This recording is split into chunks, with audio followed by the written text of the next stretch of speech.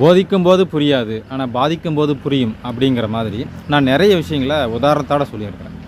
இப்போ stop loss order போட்டு trading பண்ணுங்கள், லாஸை வந்து நெகட்டிவ் ஃப்ளோட்டிங்கில் ரன் பண்ண விடாதீங்க, லாஸை புக் பண்ணி நீங்கள் ட்ரேடிங் பண்ணுங்கள், மணி மேனேஜ்மெண்ட்டை கரெக்டாக ஃபாலோ பண்ணுங்கள், ட்ரேடிங் டிசிப்ளினை கரெக்டாக ஃபாலோ பண்ணி ட்ரேடிங் பண்ணுங்கள். ட்ரேடிங் டிசிப்ளினை நீங்கள் ஃபாலோ பண்ணலைன்னா அந்த ட்ரேடிங் விளங்காது.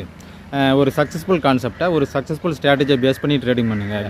எந்த ஒரு காரணமும் இல்லாமல் வெறுமனே ஒரு ட்ரேடிங் நீங்கள் பண்ணாதீங்க. இல்லை உங்களுக்கு இருக்கக்கூடிய கமிட்மெண்ட்ஸை பேஸ் பண்ணி எந்த ஒரு ட்ரேடிங்குமே பண்ணாதீங்க. ஒரு சக்ஸஸ்ஃபுல் ஸ்ட்ராட்டஜியை பேஸ் பண்ணி, ஒரு சக்ஸஸ்ஃபுல் கான்செப்டை பேஸ் பண்ணி நீங்கள் ட்ரேடிங் பண்ணுங்கள். மணி மேனேஜ்மெண்ட்டை கரெக்டாக ஃபாலோ பண்ணி ட்ரேடிங் பண்ணுங்கள். ஒரே கரன்சி பேரில் ட்ரேடிங் பண்ணாதீங்க, ஆவரேஜிங் பண்ணாதீங்க, எட்ஜிங் பண்ணாதீங்க, மல்டிபிள் கரன்சி பேரில் ட்ரேடிங் பண்ணுங்கள். ஃபாரெக்ஸ் மார்க்கெட்டாக இருந்தால் $100 மேலே இன்வெஸ்ட்மெண்ட் பண்ணாதீங்க. அந்த $100 வச்சு $200 ஆக்குங்க, $400 ஆக்குங்க. ஸோ இந்த மாதிரி நிறைய விஷயங்களை நான் உதாரணத்தோடு நான் உங்களுக்கு வீடியோவை போட்டிருக்கேன்.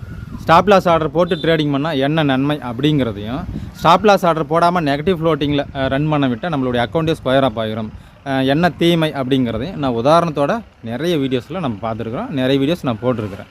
அப்போது போதிக்கும் போது புரியாது, பாதிக்கும் போது புரியும் அப்படிங்கிற மாதிரி நான் சொல்லும்போது உங்களுக்கு புரியல அப்படின்னா பிரச்சனை இல்லை, சரி ஓகே. ஆனால் பாதிக்கும் போதும் புரியல அப்படின்னாலும் கஷ்டம்.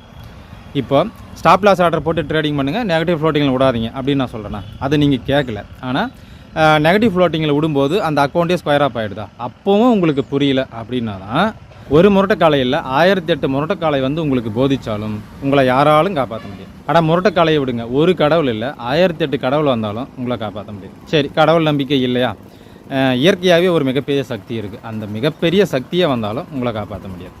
சரி, அதுலேயும் நம்பிக்கை இல்லை, இந்த மிகப்பெரிய பிரபஞ்சம் இருக்குது, அந்த பிரபஞ்ச சக்தியாலும் உங்களால் காப்பாற்ற முடியாது. எப்போ? போதிக்கும் போதும் புரியல, பாதிக்கும் போதும் புரியல அப்படிங்கிற போது.